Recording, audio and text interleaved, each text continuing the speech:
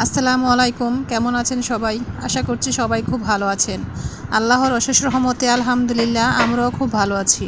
তো এই জায়গাটা আমার অনেক দিন ধরে আসা হয় না, মানে আসি আর কি, তেমন হয় না আর কি। তো এইখানে আমি এই রান্নাঘরটায় রান্না করতাম। তো এই অনেক দিন হয়েছে এই রান্নাঘরটা এখন আর রান্না করা হয় না। তো যেহেতু যেই জায়গায় থাকি এই জায়গা কিন্তু না থাকলে কিন্তু অপরিষ্কার হয়ে যায়।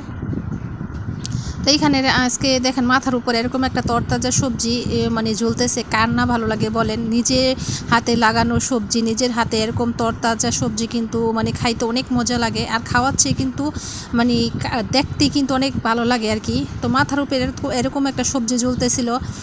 তো এই সবজিটা না এখন আমি নিজে রান্না করব না, এটা পারছি অন্যজনের জন্য, আমার ছোটো যাকে দিব আর কি, এই জন্য ওর জন্য পারছি। তো মাশাআল্লাহ অনেকগুলো সবজি কিন্তু এখান থেকে খাওয়া হয়েছে। তো এরকম তরতাজা সবজি দেখলে মনও কিন্তু মনটা ভালো হয়ে যায়। তো দুপুরবেলা রান্না করব। তো যেহেতু বললাম যে জালিটা আমার জন্য পারা হয়নি, পারছি আমার ছোটো যাকে দেওয়ার জন্য। তো এইখানে রান্না করব। তো দেখি কি অনেকগুলো ভাত রয়ে গেছে।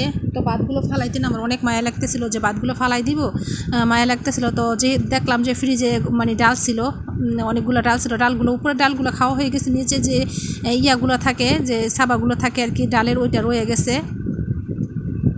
তো ওই ভাতগুলা দিয়ে কিন্তু আমি আজকে চিন্তা করলাম যে হঠাৎ করে ভাতগুলো না ফালাইয়ে ডাল দিয়ে একটা খিচুড়ি রান্না করে ফেলি যে দুপুরবেলা আর কি টাইমে। তো এইখানে আমি মাংস রান্না করব বাচ্চাদের জন্য। তো এইখানে আমি খিচুড়িটা বসাই দিছি, পান্তা ভাতের খিচুড়িটা বসাই দিছি।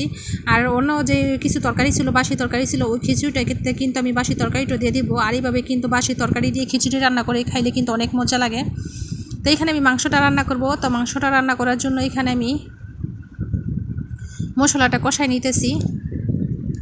তো এইখানে আমি মশলাটা ভালো করে কষানো হয়ে গেলে তারপর আমি মাংসগুলো দিয়ে দিব। তো মাংসটা কিন্তু আমি ভালো করে সুন্দর মতো ধুয়ে তারপর করে নিয়েছি। তো এখন আমি এই যে মাংসটা কষায়া মানে দিয়ে তারপরে ভালো করে কষাই নিব। তো সকালে কিন্তু নাস্তা করা হয়েছে, এটা কিন্তু দুপুর টাইম। তো দুপুরেই চিন্তা করলাম যে খিচুড়িটা রান্না করে মানে ফালাই দেওয়া ভাতগুলো কাজে লাগাই দিলাম আর কি।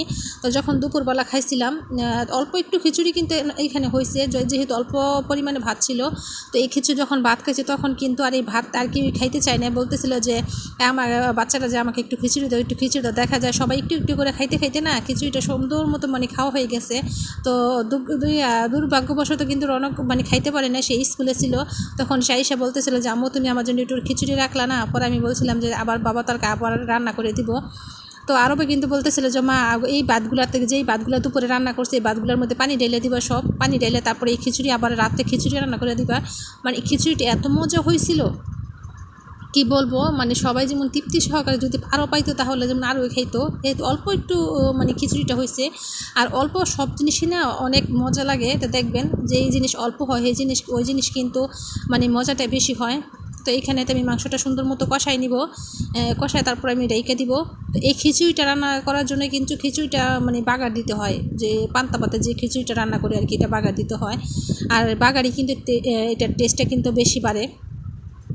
তো আমি এটা বাগার দেওয়ার জন্য এই তো দেখেন পেঁয়াজ তারপরে শুকনা মরিচ ভাইজা নিচ্ছি, আমি ডালও কাঁচামরিচ দিছি না, যে ডালের মধ্যে যে কাঁচামরিচটা আছে ওইটাই দিছি। যেহেতু যদি আরও বেশি মরিচ দিতে চাই তাহলে কিন্তু জাল হয়ে যাবে, তো বাচ্চারা তো জাল খেতে পারবে না। তো এই তো আমি ডালটা বাগার দিয়ে খিচুড়িটা বাগার দিয়ে তারপরে বসাই নিব। তো এখানে আমি বাগারটা সুন্দর মতো দিয়ে তারপর একটু জাল করে নিব, অল্প একটু যে বলকের মতো মানে বলক উঠাবো আর কি, তারপর নামাই নিব। তো দুপুরবেলা রান্না বান্না এইটাই ছিল আমাদের। তো ভিডিওটা যদি কারো কাছে ভালো লাগে থাকে তাহলে লাইক কমেন্ট শেয়ার করবেন এবং সাবস্ক্রাইব করে দিবেন। তো এই তো সুন্দর মতন বাগারটা দিয়ে নিলাম। আসলে মানে অল্প জিনিস অসম্ভব একটা মানে মজার জিনিস হয়েছে, এমনি কিন্তু টক হয় না, যে খিচুড়িটা টক হয়েছে না। যেহেতু ভাতগুলো আমি মানে ফ্রিজে রেখে দিয়েছিলাম সেই কারণে কিন্তু ভাতটা তেমন একটা টক হয় নাই। তো এইখানে কিন্তু আমার মাংসটাও সুন্দর মতন হয়ে গেছে।